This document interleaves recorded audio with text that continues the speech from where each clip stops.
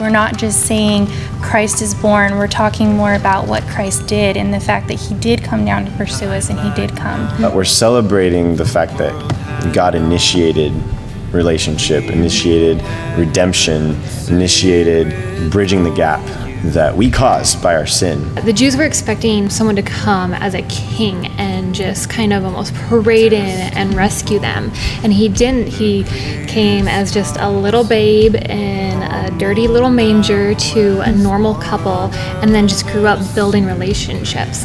And that's what it is for us. That's the awesome thing about Jesus is that he had circumstances similar to what we have, that we struggle with on a daily basis. Hunger, pain, hurt, loss, all things that we experience. And I love that God loves to use humble circumstances and humble people to do great things.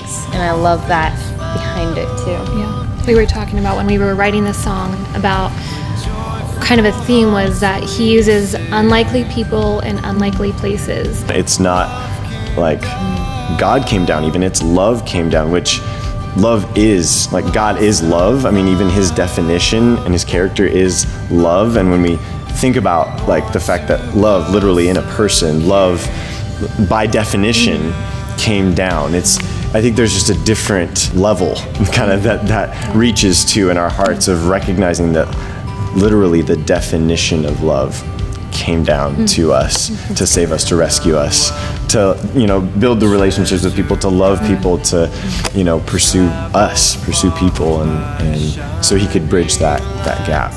Yeah, I think it's moving that God came to us, that he pursued us, that he delighted in us before we even looked to him, before we even reached out to him.